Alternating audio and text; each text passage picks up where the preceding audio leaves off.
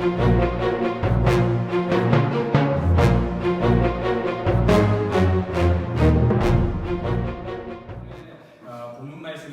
말씀을 중심으로 구원받은 증표라는 제목으로 말씀을 나누도록 하겠습니다. 구원받은 증표. 여러분, 우리 기독교의 복음의 핵심이 있다면 그것이 바로 구원입니다.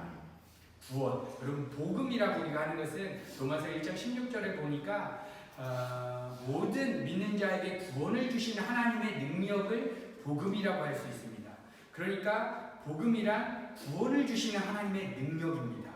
그래서 우리 신앙생활에 있어서 우리가 가장 중요하고 시급한 것이 있다면 다른 누가 아니라 나 자신이 정말 성경에서 말하는 참된 구원을 받았느냐, 내가 구원받은 게 확실한가, 이것을 점검하고 확인하는 것이 너무나 중요합니다. 우리의 신앙생활의 가장 기초와 중심과 핵심이 구원이고, 내가 구원을 받았다라고 하면 어떠한 증거들이 있는데 이것들을 성경을 우리가 찾아보고 이 메시지와 내가 가지고 있는 것과 동일한 것인가 확인하는 것은 너무나 중요합니다. 도대체 내가 받은 구원의 개념이 무엇인가? 내가 받은 구원이란 정말 나에게 어떠한 의미가 있는가? 왜 나에게 하나님이 구원을 왜 주셨을까? 무엇 때문에 주셨을까? 이게 도대체 무엇인가? 우리 성도의 신앙의 키이고 핵심이고 성경의 키워드가 구원입니다. 그래서 구원이 확실하지 않으면 구약 창세기부터 신약의 요한계시록 66권 전체를 왜곡해서 이해하게 되고, 구원이 빠지면 예배를 드릴 수가 없습니다. 구원은 구원 받은 자가 드려지는 그 감격을 예배라고 합니다. 근데 구원을 받지 않았으면 예배를 드릴 수가 없고 그냥 종교인으로 나올 수 있습니다. 구원이 확실하지 않다면 이 시대에 수많은 이단들이 다가와서 성경을 펴놓고 이야기를 할 때 다 도망가는 그런 입장에 서야 하는 것입니다. 이것이 우리 정통 기독교라고 하는 우리 현대 기독교의 가장 큰 약점이자 영적인 공격입니다. 많은 사람들이 교회 안에 들어왔지만 여러 가지 사역들과 분주한 활동들과 성도들의 교제들, 사역들에 집중이 되어 있습니다. 식사하고 교제하고 너무나 소중합니다. 그런데 정작 교회까지 왔는데 예수 그리스도를 십자가에 못 박은 만큼 그 엄청난 가치인 구원을 줬다고 했는데 구원에 대해서 내 안에 진지하게 고민하고 말씀을 통해서 내 구원이 정말 확실한지, 아니면 목회자나 어떤 리더자들 찾아가서 내가 정말 성경에서 말한 그 구원을 내가 갖고 있는 건가 아닌가 점검하는 이러한 내용들에 대해서 굉장히 약화되어 있습니다. 그래서 구원이라고 하는 개념은 그냥 처음 초신자로 교회에 왔을 때 천국 가느냐 지옥 가느냐 그런 티켓 정도만 생각하고 초신자들에게 그냥 교회에 들어오는 입문 정도로만 여기는 사람들이 많이 있습니다. 그래서 오히려 교회 안에서 복음을 얘기하고 구원에 대해서 얘기를 하면 우리는 이렇게 생각합니다. 저거 이단 아닐까? 저거 사이비 종교에서 오는 게 아닐까? 왜냐하면 사이비 종교의 대부분의 특징이 처음부터 와서 본질을 찢고 있습니다. 성경에서 말하는 구원의 개념이 뭐냐? 그 때 우리 개신교 신자들은 대부분 교회에서 훈련받은 것은 상종하지 말고 도망가라, 이것입니다. 같이 대화도 나눠보고 당신이 말한 구원이 나랑은 뭐가 틀린 것 같습니다 정도는 이야기할 수 있는 것이 우리 기독교입니다.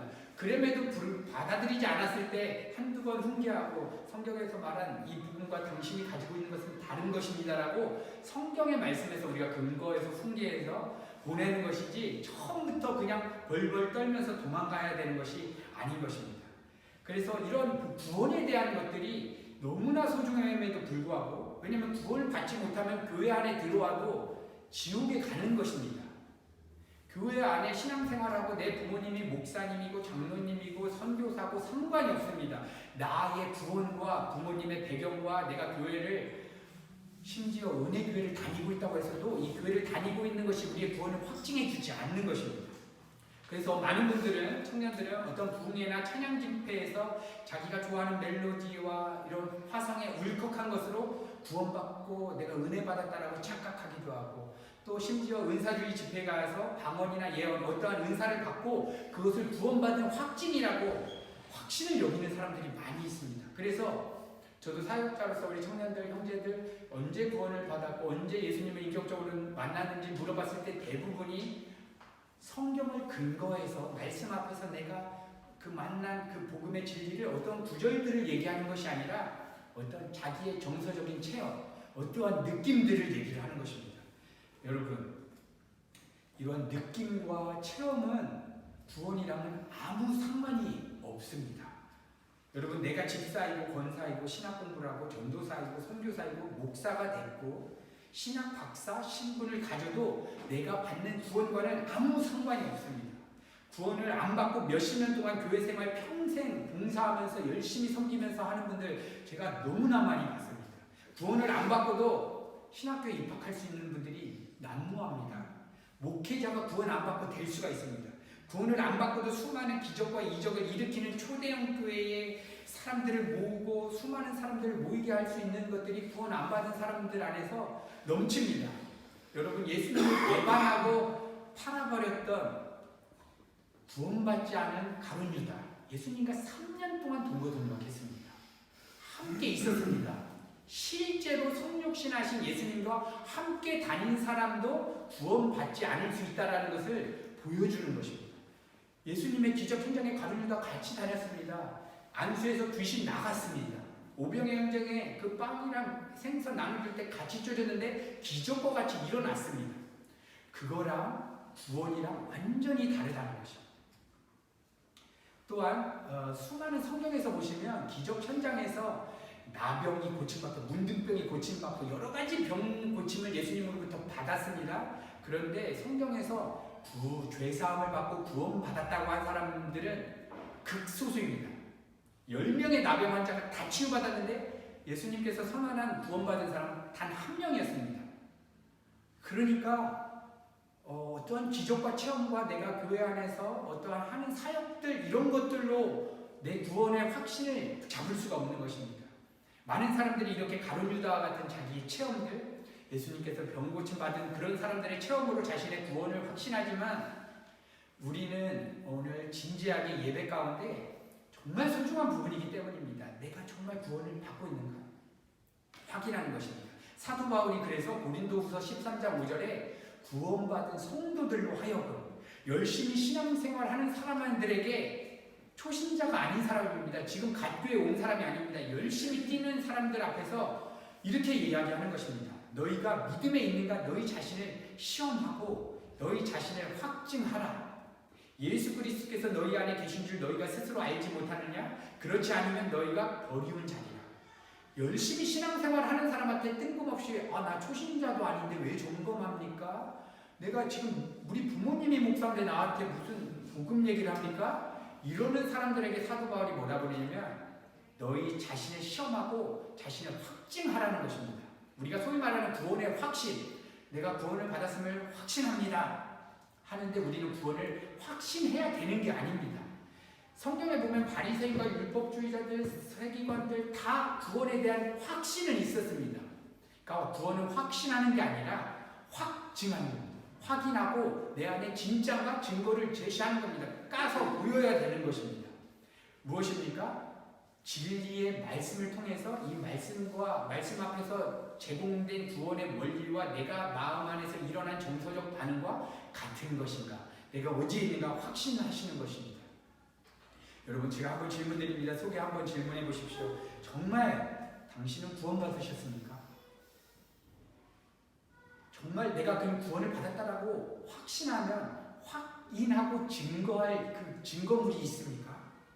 이게 여러분들에게 한 분 한 분에게만 적용되는 게 아니라 이 시간 저도 이 말씀 앞에서 목사가 되었건 신학 박사가 되었건 이 말씀을 전하는 저조차도 지금 말씀 앞에서 내 안에 정말 구원을 받았는가? 구원의 가치는 무엇인가? 저도 진지하게 오늘 돌아보면서 이 말씀을 같이 나누려고 합니다. 오늘 이 말씀 가운데 조금만 더 진지하게 집중해 주셔서 정말 말씀을 통해서 살펴보는 가운데 내가 정말 구원받지 못한 상태라고 확인이 되면 오늘 하나님의 은혜의 목숨을 거셔야 합니다.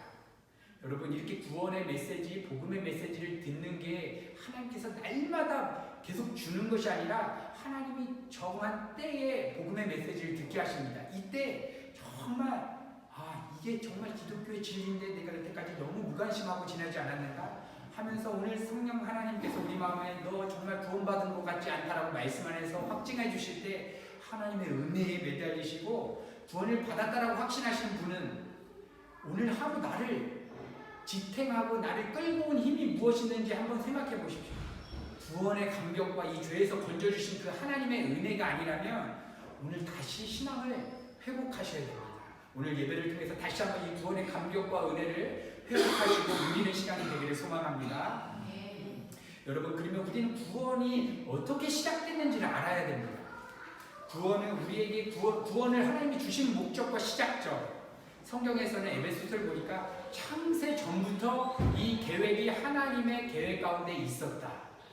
여러분, 창세 전이면 시간이 묶이지 않는 영원성입니다. 그러면 창사장의 전능자가 어떠한 목적과 의지에 대해서 계획하셨으면 그거는 완성된 것입니까? 아니면 시간이 가야지 않은 것입니까? 시간이 개념이 없는 상태에서 영원의 현재성에서 전능자가 어떤 한 무리를 내 백성으로 만들기로 작정했으면 그것은 이미 완성이 된 것입니까? 아니면 지켜봐서 우리가 어떻게 살아가는 삶의 형태를 통해서 구원이 됐다가 취소됐다가 변개되는 것입니까? 그는 작정이 확실하게 주어진 것입니다. 그러니까 구원의 시작점은 하나님이 창세 전에 그분의 영광과 그분의 기쁜 뜻으로 어떠한 한 무리를 택하셨다고 성경에서 기록을 합니다. 누구를 택한지 모르겠습니다. 왜 택하셨냐? 그거는 하나님의 속성 때문입니다. 하나님의 속성에 주권성이 있습니다. 주권이라는 것은 자기 마음대로 다 할 수 있는 것을 주권이라고 합니다. 그래서 우리가 주인 됐다고 할 때 내 마음대로 하고 싶은 대로 하는 것을 우리가 주인이라고 하지 않습니까? 그러니까 하나님은 주인이시기 때문에 자기 마음대로 피조물을 만들고 너는 돌이 되라, 너는 그냥 짐승이 되라, 너는 남자로 태어나라, 여자로 태어나라, 아무런 누구의 동의도 구하지 않고 자기의 의지와 작정과 뜻에 따라서 그렇게 하실 수 있는 분이 하나님이십니다. 그것을 우리가 하나님의 주권이라고 얘기하는데, 이 주권 안에는 하나님이 택하심이 있습니다. 하나님의 뜻대로 보십시오. 이스라엘 백성을 택했다고 합니다. 택한 이유가 있는데 너무 이 나라가 작고 볼품없고 연약해서, 그러니까 어떠한 조건이 없는데 그냥 택했다는 전적인 은혜를 얘기합니다. 데살로니가 후서 2장 13절에서 14절에 보면 우리의 구원의 서정을 요약해 주는데요. 제가 한번 읽어보겠습니다. 하나님께서 여러분을 성령으로 거룩하게 하시고 진리를 믿게 하여, 첫 번째, 하나님께서 여러분에게 성령을 주셔서 성령으로 우리를 거룩하게 하시고 진리를 그 다음에 믿게 하시고 구원에 이르게 하시려고 처음부터 여러분을 택하여 주셨기 때문입니다. 이를 위하여 우리 복음으로 너희를 부르사 우리 주 예수 그리스도의 영광을 얻게 하려 하십니다. 그러니까 내가 왜 구원을 받았고 왜 이 자기 예배 가운데 있는가? 우리한테는 조건과 근거가 없습니다. 만약에 내 하나님 앞에 구원의 조건과 근거를 내가 댄다면 이거는 구원을 받지 않은 명확한 증거입니다. 하나님의 은혜가 아니고 나의 어떠한 조건으로 행위를 낀 것이기 때문입니다. 하나님 이유가 무엇이냐? 모르겠는데 하나님이 말도 안 되는 저를 사랑하시고 택하셨다고 성경에 근거하여 이렇게 제시해 주셨습니다. 근데 모르겠는데 저는 그냥 이 진리의 말씀이 믿어지고 그분을 알고 싶은 것입니다. 이것이 구원받는 사람이 처음에 오는 정서적인 반응인 것입니다. 오늘 본문 15절에 이렇게 얘기를 합니다. 사도 바울을 향해서 주님께서 말씀하실 때 주께서 이르시되 가라, 이 사람은 내가 내 이름을 이방인과 임금들과 이스라엘 자손들에게 전하기 위하여 택한 나의 그릇이다. 사도 바울 동안 하나님이 택하셨다는 것입니다. 교회를 핍박했던 교회의 대적자인 사울을 하나님께서 이방 나라의 예수 그리스도의 복음을 전하게 하시기 위해서 택한 나의 그릇이라고 이야기를 합니다. 여러분, 바울이 회심하고 예수 그리스도를 인격적으로 만나기 전에 이름은 사울이었습니다.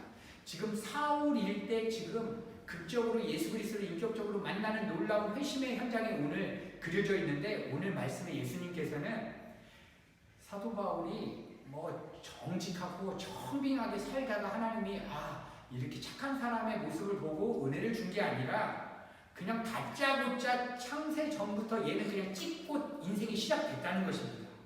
그러니까 사도 바울이 예수님을 믿고 복음 전도자로 살게 된 이유가 있다면 이유와 조건 없는 하나님의 주권성으로 그분의 뜻대로 택하시고 선택하신 그 결과라는 것입니다. 여러분, 우리가 이렇게 하나님이 누구는 택하고 누구는 안 택하고 이런 것에 대한 혼란이 있을 수 있습니다. 하나님의 선택과 예정은 우리 인간 쪽에 적용하는 개념의 논리가 아닌 것입니다. 하나님의 성품을 속성하고 그분의 주권성을 드러내는 영역의 개념입니다. 그러니까 이런 예정, 하나님이 누굴 택하셨다 이런 논리를 가지고 제가 예배드리는데 집중하지 못하는 거 보니까 쟤는 안 택한 사람이다, 쟤는 구원받지 않은 사람일 거라고 정죄하거나 내가 판단하라고 이 논리가 도입된 게 아닌 것입니다. 이게 잘못된 논리로 도입되면 숙명론으로 가서 얘는 처음부터 지옥 갈 사람, 처음부터 천국 갈 사람, 이 논리가 아닌 것입니다. 이것은 그냥 하나님의 속성을 칭찬하고 높이는, 그 주권성을 높이는 개념이고, 우리에게는 어떠한 개념이냐면 다른 누구에게도 적용할 수 없는 개념입니다. 나 자신에게 지금 내가 하나님의 은혜와 그분의 선택 가운데 있는가, 내 구원을 점검할 수 있는 논리로서만 이 성경의 이 복음의 진리가 사용되는 것이지 다른 쪽으로는 사용되지 않습니다. 그래서 지금 오늘 우리가 살펴봐야 되는 것은 구원은 하나님의 은혜와 전적인 주권과 그분이 택하심으로 주어지는데, 내가 그러면 하나님의 택하심 가운데 있는가를 확인해야 된다는 것입니다. 오늘 이 말씀을 통해서 세 가지로 나눠서 내가 정말 하나님이 택한 백성이 맞는가, 정말 구원받은 증거가 확실한가, 이 세 가지를 구분해서 살펴볼 것인데, 차근차근 하나씩 살펴보면서 정말 나 자신을 좀 점검하시고 돌아보셨으면 좋겠습니다. 여러분, 첫 번째, 하나님께서 택하시고 거듭난 구원을 받은 성도의 유일한 증거가 하나 있습니다. 예수 그리스도의 십자가로 반드시 그 앞에 서게 되어 있습니다. 그 길로 가게 되어 있습니다. 예수께서 이루어 놓으신 그 십자가의 그 놀라운 의미를 알고 싶어서 몸부림을 치게 되어 있습니다. 오늘 아나니아라는 사람을 통해서 앞을 못 보는 사울에게 안수하도록 이끄는 장면이 10절부터 진행되고 있는데, 이때 아나니아가 물어봅니다. 작가라고 하는 거리에 유다의 집에서 다섯 사람 사울에게 안수하라는 주님의 명령을 받고 아나니아가, 주님, 이 사울이 어떤 사람인지 아시겠습니까? 교회를 핍박하는 사람입니다. 지금 교회 크리스찬 잡아 죽이려고 성공에 서서 지금 가고 있는 사람입니다. 스데반 집사님 돌 맞아 죽는 현장에 사도 바울이 오케이 했기 때문에 걔가 죽었습니다. 그러니까 사도 바울은 지금 살인자고 그리스도를 죽이는 그런 쓰레기 같은 존재인데, 그런 사람한테 가서 안수를 하라니요. 그리고 다음의 색으로 지금 오는 이유가 무엇이냐면, 예수 믿는 사람 지금 잡아 죽이려고 지금 오는 것입니다. 여러분, 그러면 우리가 한 가지 의문이 듭니다. 하나님이 창세 전부터, 이 세상을 만들기 전부터 하나님이 택한 시점이라고 할 때, 그러면 하나님이 사도 바울이 회심하기 전에 사울일 때 기독교를 핍박하고 예수 믿는 자를 다 때려 죽이고 스데반 집사님 죽이는 현장에 사도 바울이 이러한 죄 가운데 쓰레기 같은 짓을 할 거를 하나님이 아셨겠습니까? 모르셨겠습니까? 하나님 전지전능하시니까 아신 겁니다. 그러면 왜 이미 창세 전부터 택한 사람을 이 죄 가운데 살도록 하나님이 허락하셨느냐라는 우리가 고민이 있는 것입니다. 여러분, 분명히 하나님은 성경에 하나님의 속성상 죄의 조성자가 아닙니다. 그런데 하나님은 죄를 짓게 하신 것이 아니라 하나님께서 어떤 큰 계획과 목적이 있어서 그 죄를 막아주지 않으시고 잠시 허용하신 것입니다. 여기에 비밀이 있습니다. 왜 구원받은 사람은 하나님이 창세 전부터 택하는데 왜 죄를 짓고 살아가고, 왜 이렇게 사도 바울처럼 크리스찬을 이렇게 때려짓는 이런 입장에 있을까? 우리 교회에 그때 강의하러 오셨던 이종훈 교수님께서 정말 불교의 승려로서 그렇게 기독교인을 핍박하는 그 정책을 가는 그 위치에 있을 거 하나님이 창세 전부터 아셨을 텐데 왜 그거를 허락하셨을까? 왜 하나님이 택하신 그릇을, 당신의 교회를 핍박하는 그런 위치에 왜 허락하셨을까? 여러분, 이것은 주님께서 사도 바울로 하여금 죄를 짓도록 그렇게 막 억압하신 것이 아니라, 사도 바울이 원래 존재론적인 그 죄의 자기의 존재론적인 썩어진 그 죄를 깨닫게 하시려고 하나님의 무한한 지혜 가운데 허용하신 것입니다.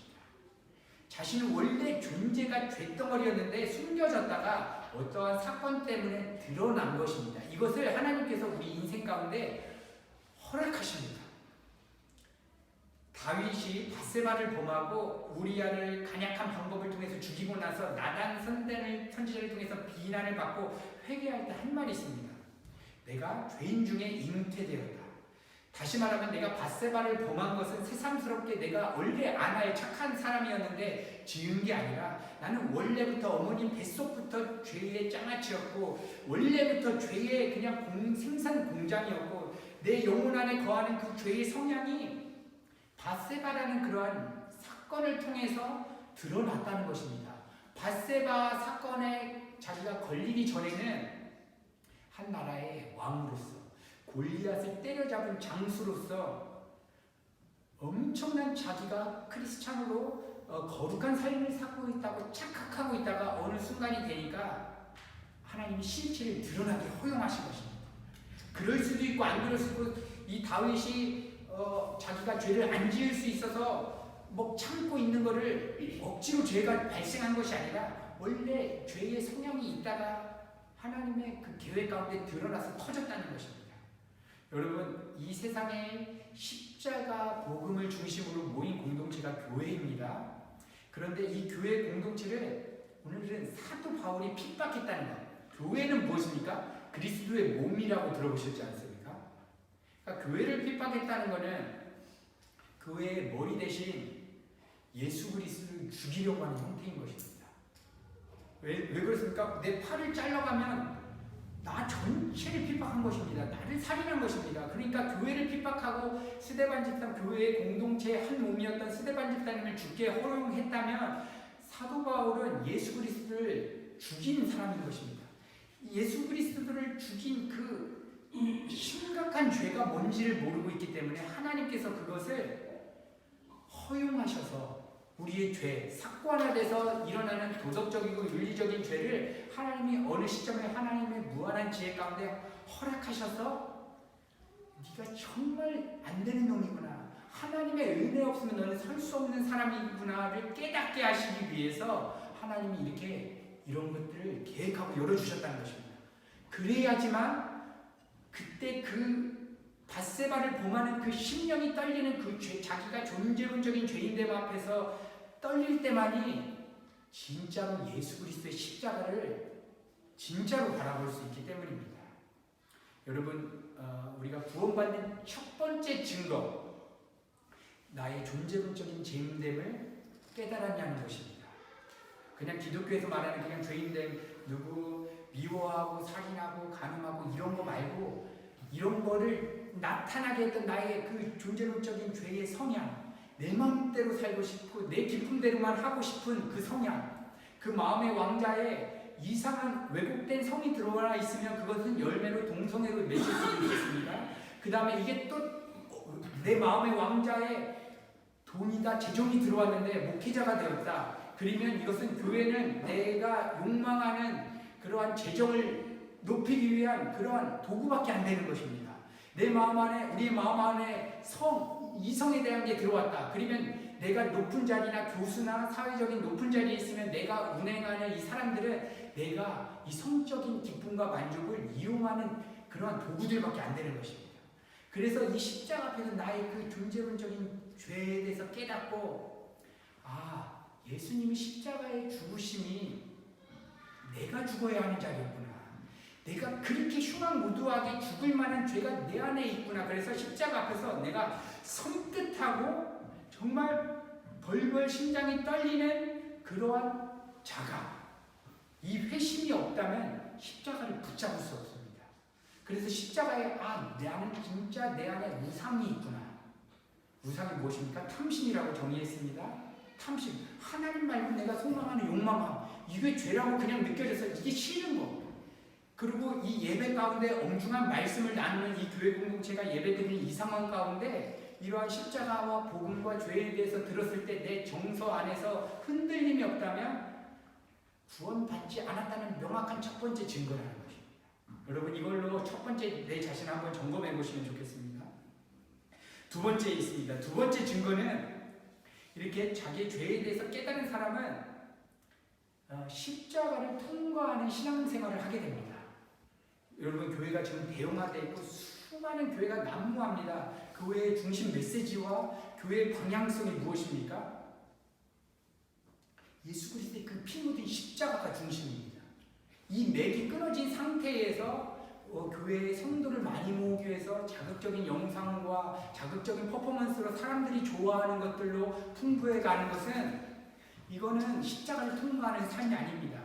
여러분, 이러한 본질적인 메시지와 십자가의 원색적인 그 앞에서 내 자존감이 깎이는 메시지를 전하게 되면 사람들이 싫어합니다. 누가 좋아합니까? 교회에 와서 좀 사람들한테 인정도 받고 내가 열심히 한 걸로 가치가 추앙이 돼야 되는데, 교회 예배 때 나오면 십자가 앞에 서서 내가 정말 나라는 존재만 위해서 사는 나의 죄덩어리구나라고 내가 무너질 때, 여러분, 사람들이 싫어합니다.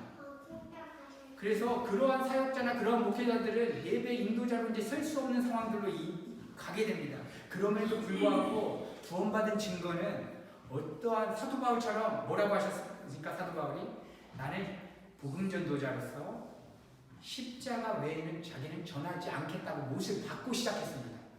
어떤 말을 시켜도 난 예수 그리스도 십자가밖에 얘기 안 하겠다. 이것은 구원받은 성도의 두 번째 증거입니다. 어떤 얘기를 해도 우리 마음 안에 성령께서 내주하신 구원받은 사람들은 분별이 됩니다. 수많은 유튜브 영상을 보십시오. 수많은 설교자들이 설교를 합니다. 그런데 내가 구원받은 사람은 이 본질과 어긋났구나 분별할 수 있는 것입니다. 십자가를 통과하는 삶. 이 십자가를 통과하는 삶이라는 건 우리가 너무 많이 들었지만 무엇이냐면 내 존재를 아는 것입니다.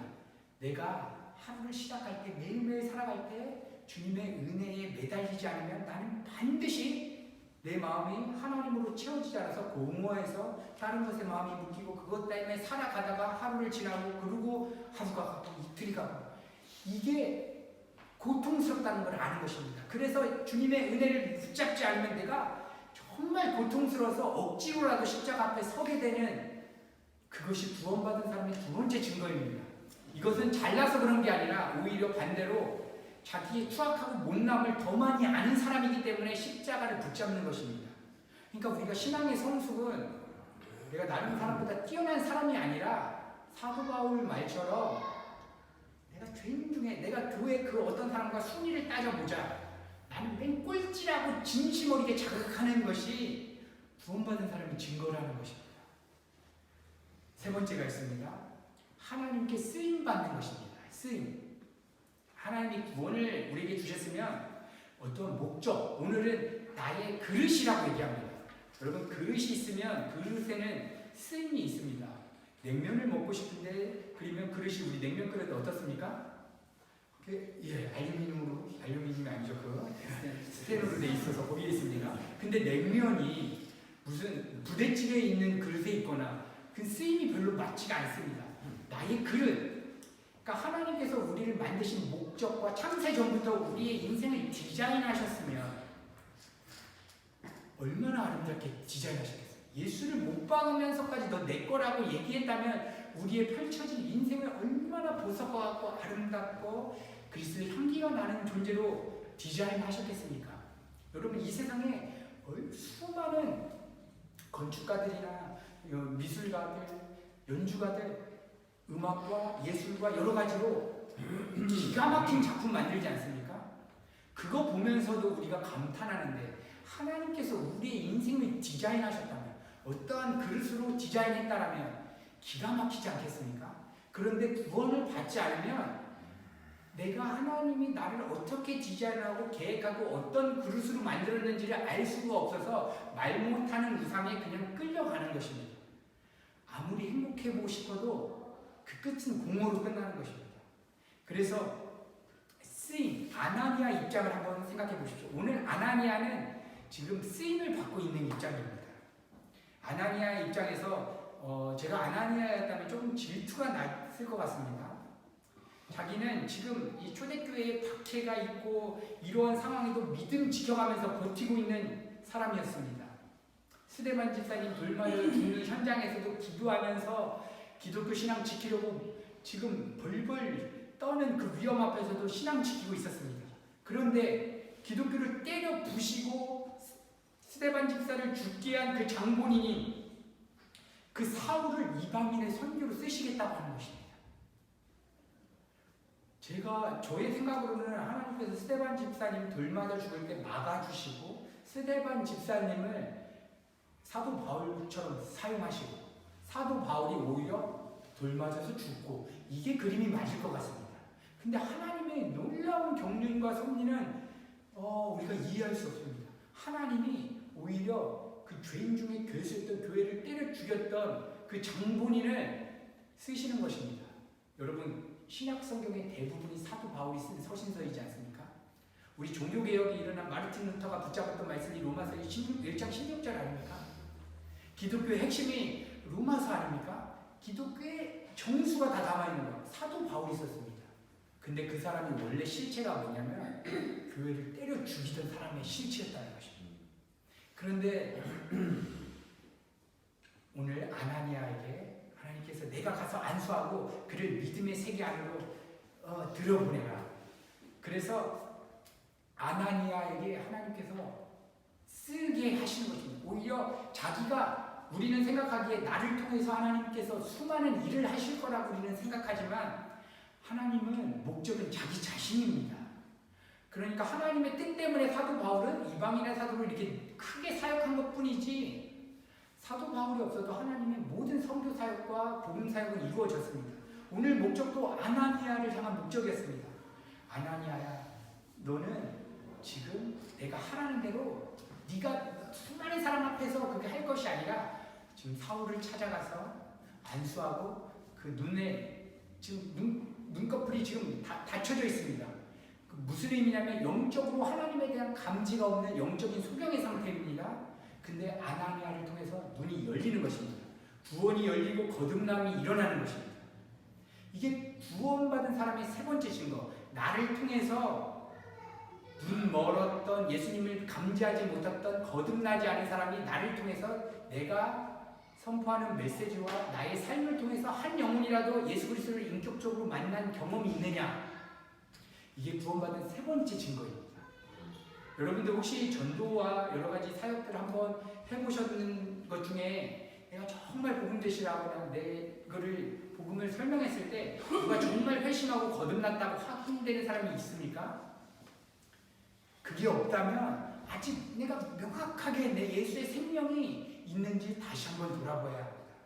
여러분, 그릇으로 쓰임받을 때 사람의 자격과 조건과 능력이 아무 의미가 없습니다. 하나님이 이미 다 맞춰놓으셨습니다. 사도 바울은 이미 창세전부터 복음 전할 자로 맞춰놨습니다. 근데 그냥 가서 안수하라고 하면 안수하면 그냥 하나님이 맞춰준 계획대로 그냥 흘러가는 것입니다. 그러니까 쓰임받는다는 것은 여러분, 우리 소위 말하는 음악하는 사람들은 성악가는 실력이 있으니까 쓰임을 많이 받겠어. 그런 성경적인 쓰임과 아무 상관이 없습니다. 그냥 노래를 잘하는 것 뿐입니다. 쓰임 받는 것은 나의 어떤 자격과 조건과 소질과 상관이 없습니다. 그냥 하나님의 은혜가 들어온 사람은 무조건 쓰임을 받는 것입니다. 내가 그냥 존재하는 것 자체가 쓰임 받는 것입니다. 그냥 시키는 대로 쓰임 받는 사람은 순종하면서 하나님이 이런 사역에 가라. 하나님, 저에겐 자격과 조건들이 없습니다. 근데 하나님이 다 맞춰놨으니까 너는 그냥 가라 했을 때 그냥 가면 되는 것입니다. 여러분, 이 열매에 우리가 이렇게 쓰임받는 구원의 열매의 핵심부에는 우리가 붙잡고 있는 이 십자가를 우리가 만나는 사람들로 하여서 그림으로 제시하는 그 역사가 우리에게 맡겨진 핵심 사명입니다. 그러니까 우리가 살고 존재하는 목적, 정말 구원 받았나?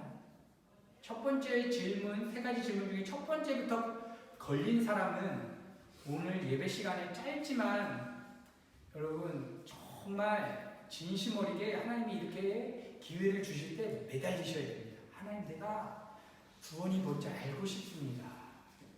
어떤 사람들은 이 구원 때문에 진짜 심령이 흔들리고 미칠 것 같이 살아가고 정신없이 살아가는데, 저는 그냥 어떠한 이야기 소설책 정도인 이 구원의 영광과 감격, 하나님 내가 오늘 알고 싶다라고 오늘 매달리시면 좋겠습니다.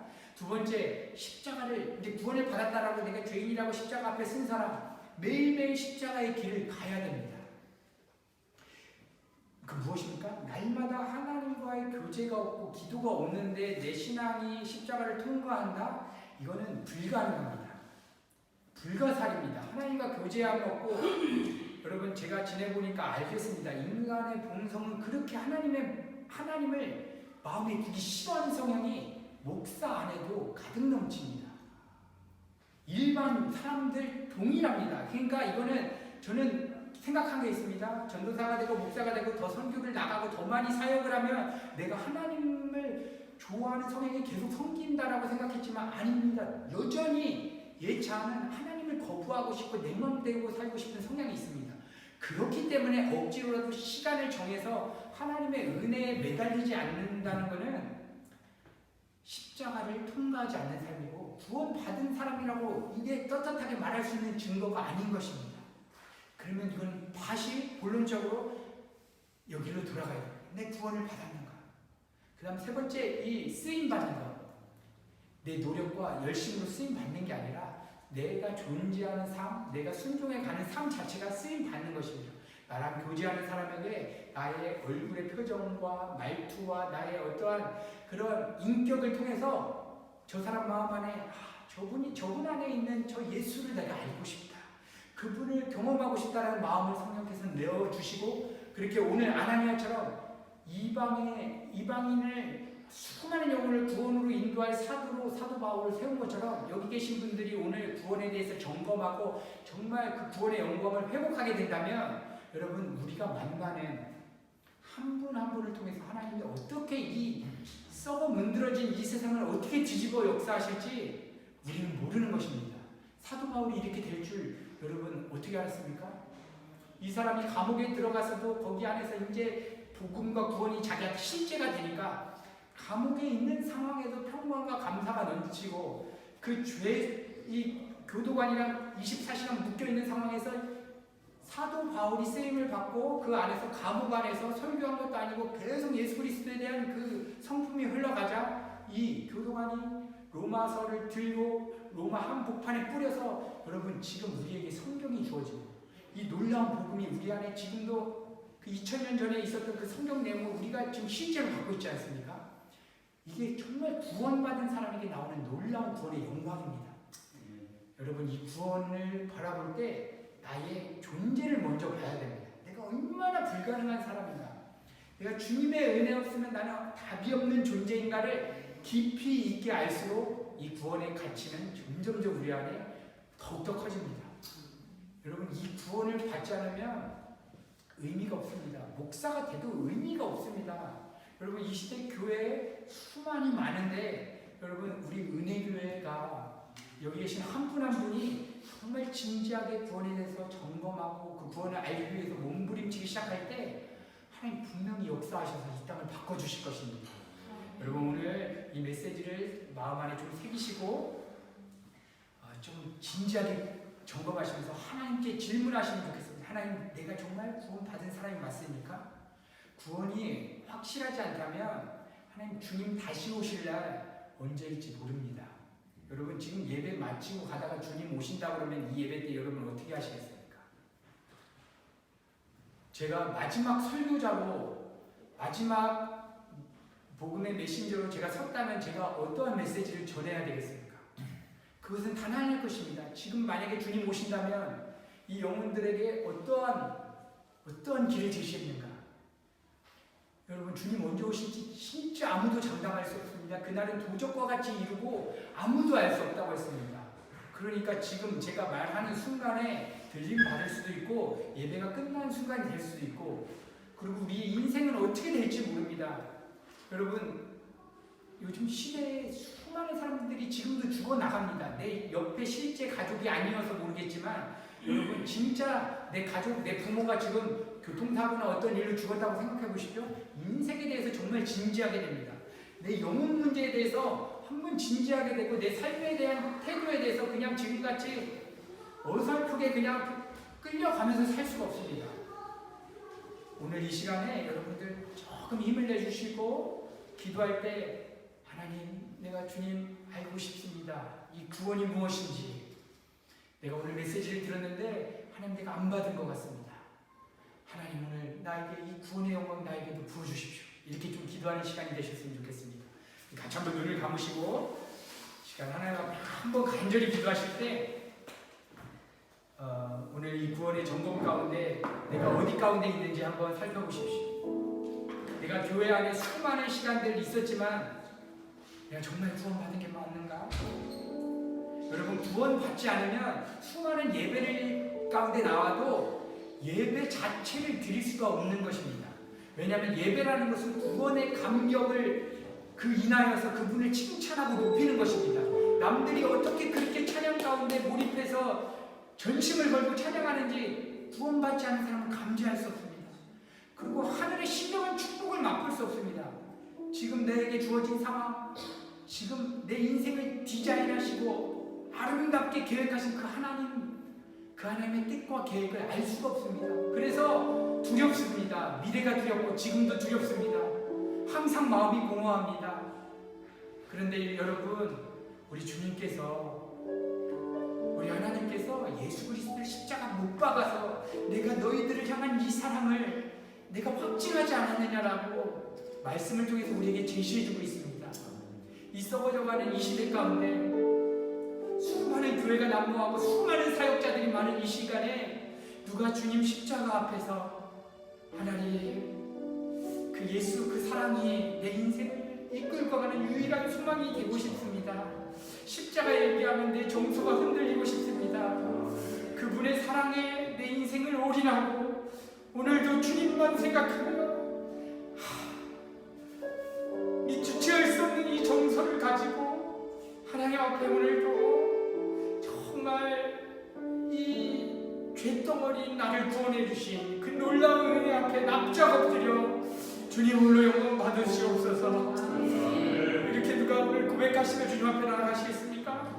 이 시간 우리가 같이 한 번만 기도하겠습니다. 하나님, 이 시간 잠잠히 주님 앞에 나아갑니다. 하나님, 오늘은 우리 사랑하는 우리 은혜 가족과 정말 기독교의 핵심인 복음의 중심인 성경의 키워드인 우리의 인생의 삶의 이유인 예수를 십자가에 못 박은 그 엄청난 가치인 구원에 대해서 주님 말씀을 나누었습니다. 하나님, 말씀을 선포하는 저조차도 이 말씀 앞에서 하나님 이 시간 서서 정말 나의 구원은 정말 진실한 것인지, 이 구원이 나에게 정말 실제인지 하나님, 우리 성도들 한 분 한 분이 각자를 이 시간 돌아보았습니다.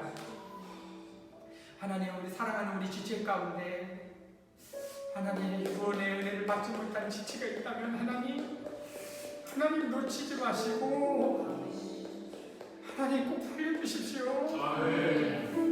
하나님, 우리가 미국도 가고 스웨덴도 가고 알바니아도 가고 수많은 곳에 가서 복음전도 하는데 내 옆에 있는 지체가 하나님 못 만난 것 같은 지체들이 있습니다. 하나님, 이 시간 우리가 간절히 기도하오니 하나님 살려주십시오. 하나님 은혜 베풀어 주십시오. 하나님, 우리가 구원을 또한 받았다라고 하지만 우리가 하루하루를 살아갈 때 하나님 이 영광된 가치를 우리가 놓치고 우리의 본성대로 또 살아가는 모습은 아닌지 다시 한번 또 돌아보았습니다.